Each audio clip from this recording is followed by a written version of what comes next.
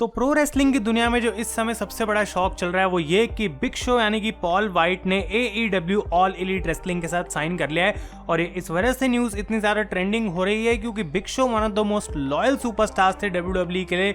और आखिर ऐसा क्या हुआ कि उनको कंपनी चेंज करनी पड़ी, और इसके पीछे की सारी कहानी डिस्कस करेंगे आज की इस वीडियो में। तो आप एंड तक देखते रहें, चैनल पर नए तो सब्सक्राइब करें और उस नोटिफिकेशन बेल को भी ऑन करना ना भूलें।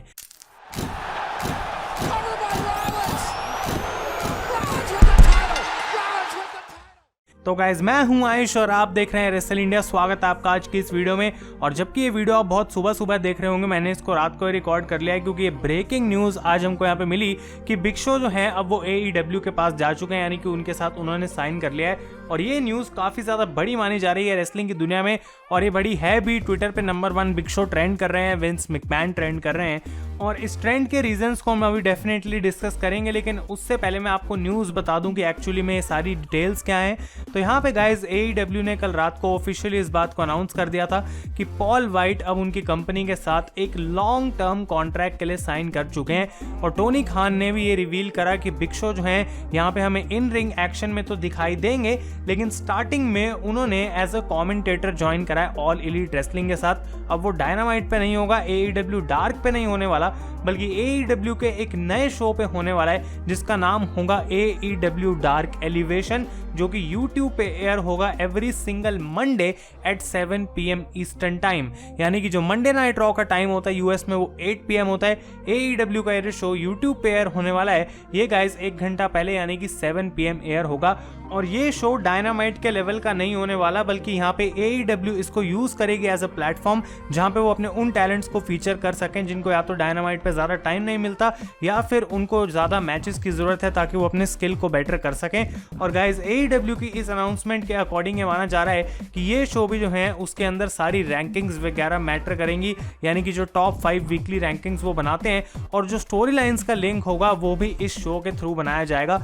तो अब AEW के काइंड ऑफ 3 शोज हो चुके हैं, पहला डायनामाइट, दूसरा डार्क, और तीसरा शो होने वाला है AEW डार्क एलिवेशन। अगर आप लोगों को ऑलरेडी नहीं पता तो जो अभी AEW डार्क शो एयर होता है वो हर ट्यूसडे को आता है ऑन AEW's YouTube चैनल। तो गाइस ये जो नया शो आने वाला है इसके अंदर Big Show as a commentator काम करेंगे। और AEW ने कुछ समय पहले ये भी बोला था कि डायनामाइट के साथ साथ TNT नेटवर्क पे भी उनका एक नया शो आएगा, और लोगों को लग रहा था कि शायद वो प्लान्स कैंसिल हो चुके हैं, लेकिन टोनी खान ने अपनी ट्वीट में यहाँ पे रिप्लाई करा है, जैसा कि आप देख सकते हैं कि वो शो भी साल 2021 में आएगा और उसकी डिटेल्स हमें फ्यूचर में जानने को मिलेंगी। लेकिन ये जो बिग शो वाली अनाउंसमेंट है और साथ के साथ उनका नया आने वाला शो है AEW डार्क एलिवेशन, इसके बारे में और एक्सटेंडेड डिटेल्स आज के AEW डायनामाइट के एपिसोड में हमें जानने को मिलेंगी। तो वो ऑलरेडी शायद हो चुका है, तो आपको उसका रिव्यू भी मिल जाएगा चैनल पे, उसके लिए आप स्टे ट्यून्ड रहे। लेकिन हम बिग शो के रिएक्शन की बात करें तो उन्होंने ट्विटर पे सबसे पहले लिखा कि वो काफी ज्यादा एक्साइटेड है इस न्यूज को लेके, और AEW की ऑफिशियल स्टेटमेंट के अंदर भी बिग शो की कुछ वर्डिंग्स लिखी हुई हैं जहां पे वो कह रहे हैं कि काफी कम टाइम में AEW ने काफी प्रोग्रेस करा है, और डार्क एक काफी अच्छा प्लेटफॉर्म है जो कि नए टैलेंट्स को शोकेस कराता है, और यहाँ पे वो काफी एक्साइटेड है इस जर्नी के लिए। तो ये तो हो गई गाइस सारी बात जो कि ऑफिशियली हमें AEW की तरफ से जानने को मिली है। लेकिन अब हम बात करते हैं कि आखिर बिग शो और WWE के बीच में क्या सीन चल रहा है। तो यहाँ पे हमको जानने को मिला PW इनसाइडर की तरफ से कि बिग शो और WWE एक नई डील पे एग्री करने से जो है वो फेल हो गए थे, यानी कि एक नया कॉन्ट्रैक्ट बिग शो को WWE की तरफ से ऑफर नहीं करा गया। और ये पिछले महीने की बात है, यानी कि गाइस जनवरी की बात है, कुछ ही दिनों बाद जब बिग शो अपीयर हुए थे on raw legends night episode on January 4। और ये बात भी मानी जा रही है कि बिग शो इस बात से बिल्कुल खुश नहीं थे जिस तरीके से उनका करंट कॉन्ट्रैक्ट काम कर रहा था, और वो WWE को क्लियरली इस बात के बारे में बता रहे थे। और साथ के साथ जिस तरीके से उस एपिसोड ऑफ रॉ पे उनको रैंडी ऑर्टन की तरफ से लाइव टीवी पे बुली करा गया था, वो चीज भी बिग शो को बिल्कुल पसंद नहीं आई जिस तरीके से WWE ने उनको वहां पे हैंडल करा।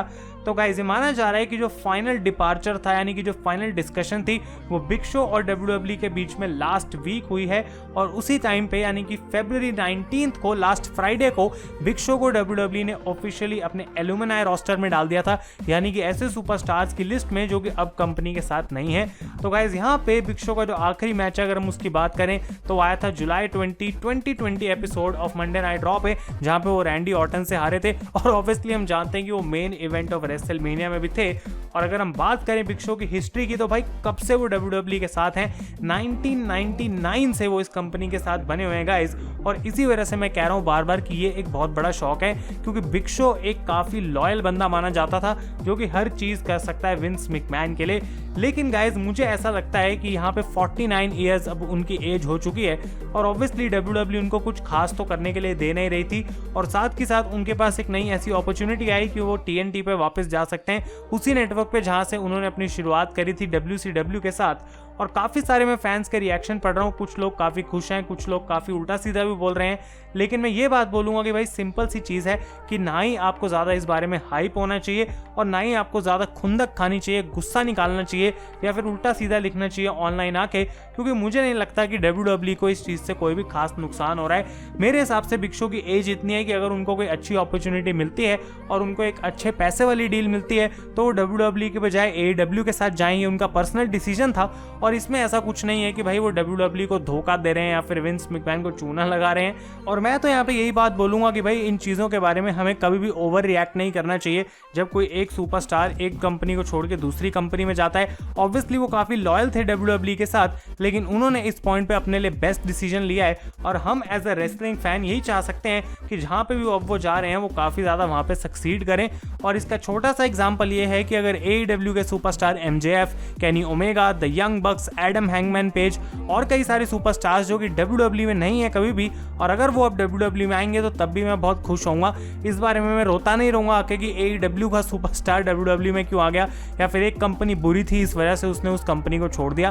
तो ये सारी जो बातें हमको करने की कोई लॉजिक नहीं है, कोई सेंस नहीं है, क्योंकि सुपरस्टार वही चीज़ करता है जो कि पर्सनली उसको फेवरेट लगती है।